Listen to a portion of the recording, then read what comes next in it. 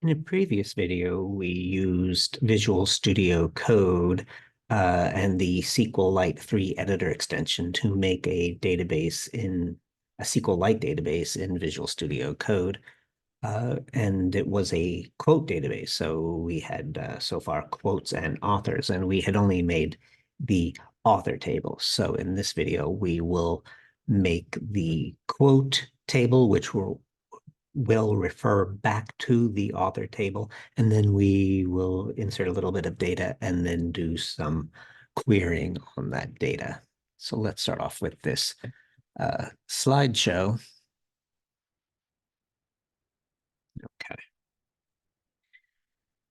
So we had created the author table previously, and it was set up in our VS Code environment. So we have the Explorer panel showing there on the left, and with the SQLite3 editor extension installed, and we're open to a folder with a database in it that SQLite3 editor section appears at the bottom of the Explorer, and we can see that there is one table, the author table. And so that's what we're looking at in the database panel. That's the only thing to look at. And it has these two regions. The top is the select and the bottom is the insert. So that's where we were the last time. Okay. So now we would like to make our second table for this database, which is the quote table. And so one thing we can do, one approach to this is to go over to Explorer, to the SQLite editor, have it expanded, and then at the top of that expanded panel, an expanded section in the Explorer, um, there is an icon for creating a table. And so we're going to click on that. That's going to, in our tab, and sort of on the lower end of our tab, it is going to create a dialog for creating a table, which you see there on this slide. And so we're going to start to fill that out, supply our table name and our column names, and then commit. So let's do that. So I'm calling the table quote, and then I added a field for the quote ID. I decided to go with an integer ID. I'm going to use it as the primary key, so it is going to uniquely identify each quote is going to have a quote ID, and I'm going to let the database management system, SQLite in this case, auto increment. So it will take care of making each thing unique, each ID unique. Then I added the next field I added was the text of the quote text field, I called it, and I made it text. I decided to make it not null, so I should not have a record with no quote text. That wouldn't make sense. So it's not going to be the primary key, but it shouldn't be empty. And so then I also said that it's not the primary key. So it's text, it's not null, it's the primary key. And there are probably some previous things that I could have said not null on, and this is the first one that I actually did. But that's one of the decisions one makes in making databases. Okay. And then I'm only going to have, in this simple little example, 3 fields in my quote table. And the last one is the one that establishes the relationship to the already existing author table. So it's going to be, this third field is going to hold the foreign key, which connects us back to the author table. So I can give it the same name, but I don't have to. So I could just call it author ID because that's the name of the field over in the author table. But I can give it a different name, and I did give it a different name. And this time I called it quote author ID. I made it an integer. Its type should match what we chose in the author table. And in the author table, our IDs were integer, so we should choose integer here. I clicked off primary key. This is the author ID is going to be the primary key in the author table, but it's not the primary key over here in the quote table. It's a foreign key. So I clicked off primary key, but I did click on references. So when I clicked on references, that means I'm establishing it as a foreign key, or I'm setting up what they call referential integrity. And we're saying what table, and then when you hit references, then it asks sort of the table and the field. And so there was a drop-down list to say what the table was. Now, there was only one possible table.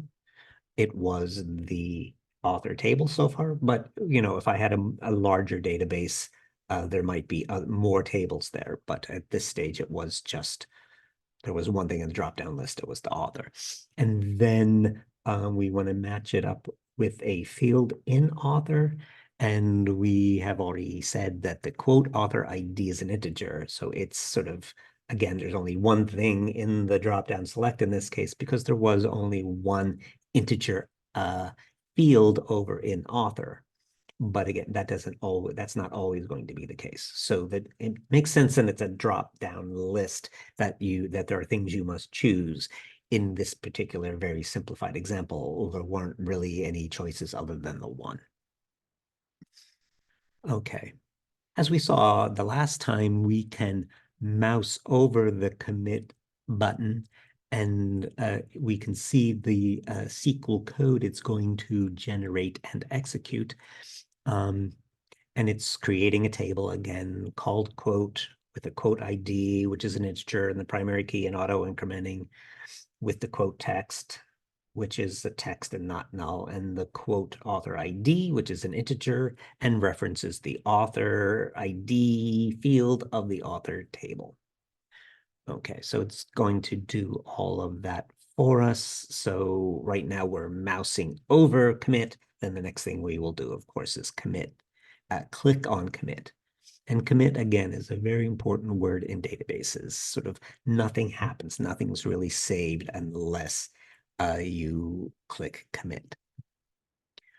Okay, so here I am clicking that commit, and it automatically now has moved me over to the in the quote database.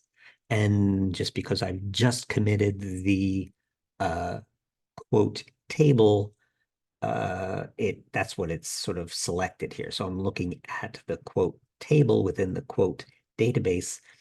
And again, just like it was before, there is the select up top and the insert in the bottom. Now, if you look over on the left, that was before I hit commit. So at that stage, there is only an author table and it is highlighted. But after I hit commit, you will see, if you looked back at the SQLite editor section over in the Explorer panel, you would see that the quote table was added, and then it was highlighted that it is the one that we are looking at this moment. Okay. So then I run over and again find my Brainy quote and pick out. So I had two authors. I had Maya Angelou and Groucho Marx. And so I am picking some quotes, some Maya Angelou quotes first, and then I'll pick some Groucho Marx quotes. And I am adding them to the quote table. The quote ID I am not touching. It says next integer. It's auto incremented, and the database management system SQLite will take care of that. I am supplying the quote text, and then the quote author ID is a drop down. In this case, there are two choices, Maya Angelou, and I spelled Maya Angelou's name correctly. I meant Angelou, but no E in there. Sorry. But I'm choosing between the two choices, Maya Angelou and Groucho Marx. Okay. So here I was after adding the first Maya Angelou quote. So I clicked commit, and then we see that first quote is up in the select region, and then the insert region has been sort of emptied out and readied for the next quote to be added. Okay, so then I've just repeated this. I've added uh, 3 quotes from Maya Angelou and 3 quotes from Groucho Marx. There's no reason it had to be 3 and 3. That's just what I did. Okay. Um, and now I'm just showing over I in the Explorer on the left, at the bottom of the Explorer, the SQLite editor section of Explorer, I can see I'm showing that I can click on the tables and move back and forth. So I was just on the quote table because that's what I was working on. But by clicking on the author table, I can move over to that.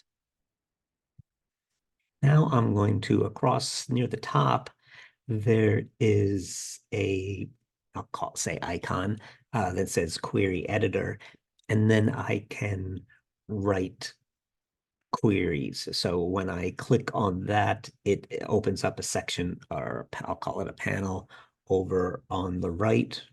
You know, the database tab was sort of went all the way to the right previously, but now I've opened up a new section, a new uh, tab, I'll say, um, tab panel, and it generated automatically because I had the author table open, it generated a select star quote from that table. So it sort of generated automatically a select query for me. Um, and so select star means get me all the fields, and get me all the fields from the author table. Now, this is not a describe. It's not going to list the fields as first name, last name. That's what a describe would do. This is going to give you the actual data, not the metadata, but the data. So it's going to tell you about all the fields, Maya Angelou, poet, Groucho Marx, comedian, etc. So, and the way I can run the query in this setup is to highlight the query, and then there's that triangular button above it, and I can click on that sort of run execute button. So that's what I am doing next. I highlighted the query and clicked on the button. Now it looks like it didn't do anything. It actually sort of like when I actually did it, it kind of flickered a little bit. But I previously had the author table open, and now this is not, I'm not strictly speaking looking at the author table. I am looking at the result of a query, but what I'm querying is the author table and getting all the fields. So it looks quite similar. So let's change the query so that you can see that this really is the result of a query, and I can get something else. Okay. So now one thing you can do in a select query is not say star, I want all of the fields, but I can select out the fields I actually want.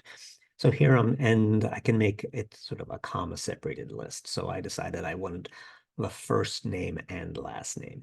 Now I'm pulling everything from author, and so there should be no confusion that, you know, the first name is the first name of the author, the last name is the last name of the author. When later on we will have multiple tables, and we will show if there's that you can precede field name with the table name, so that that would prevent any confusion in case the two tables had field names that were the same. Sometimes that happens. Sometimes people call their primary IDs simply ID, and then they've got to make sure that they specify what table they're doing the ID from. I tend to put like author ID, quote ID in the name of my fields, but it can happen that there are sort of conflicts between, you know, similarly or exactly the same name fields in different tables, but there is a way to handle that. Okay. But again, here is us saying I want the first name and the last name from author, highlight the query, hit the triangle, run execute button, and then here are the results. Now we see we're not looking at the table, but we're looking at the results of a query of that table, because you can see I only have we know we have more fields than that, but I'm only showing the fields that we requested in the query.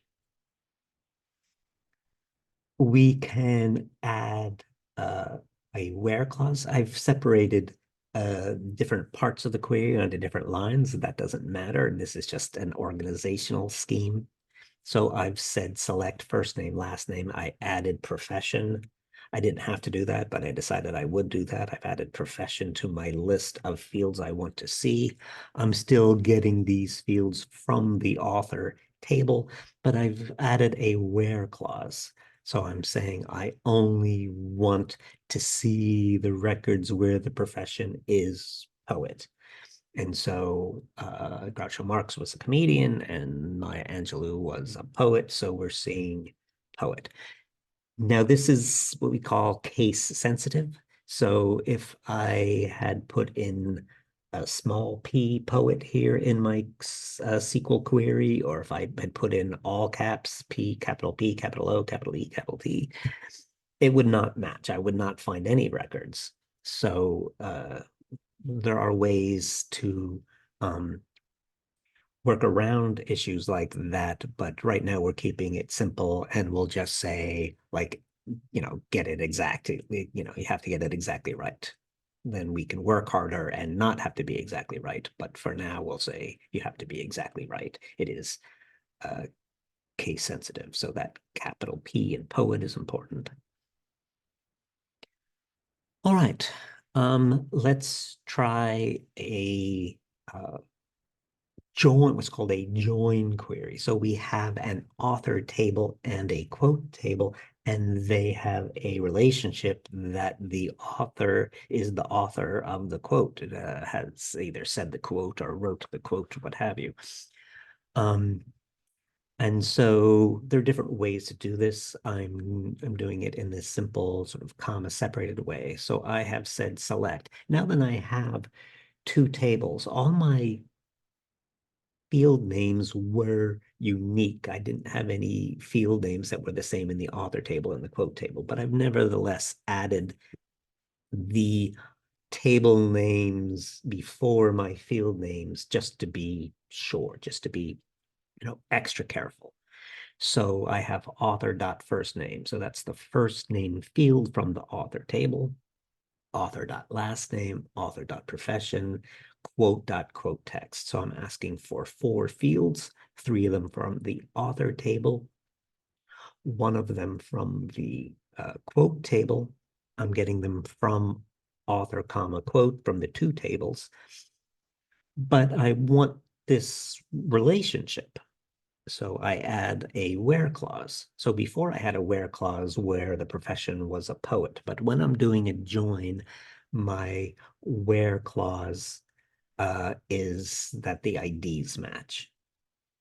And again, there's another way to do joins, but this is just one way. So to start us off and be simple. So I'm saying where the author ID is equal to the quote dot quote author ID. Those on the quote table, that's the foreign key, and the author table, that's the primary key, and them matching is what establishes our relationship. If we didn't have that, then we might have Groucho Marx connecting to one of Maya Angelou's quotes, and we don't want that. So this prevents that and just gives us sort of combines author records and quote records, but only combines them when there's a relationship. Okay. Now I ran a lot of queries and didn't do any saving, but I decided to do some saving. And that blue one over there in at the top of the on the left-hand side is indicating that something's not saved. Now, database is typically saved when you commit. So this isn't so much about the database not being saved as it is about the SQL queries not being saved. Okay. So then I went to I can go to like file save as or file save all, and it will prompt me like sometimes you don't know what's not saved, and then you can do sort of save all, and if everything already has a name, it will just update all the files and save them. If, as in this case, the we never did give the queries, the SQL queries, a name, so then it would pop up with a save as dialog. So I can go to a save as dialog, or I can go to save all, and it will automatically give me a save as dialog. And I want to give it a file name. It will make up some default, like untitled or something uninteresting file name. I didn't want that, so I called it quote queries. It gave me a save as type. Now, frankly, I was expecting it to just be .SQL, but it sort of went crazy, and it said the save as type was SQLite3 editor dash database. Um, and I said it must know what it's doing, and I just let it go and saved it with the extension it was suggesting. And that is that. So I thank you for your attention.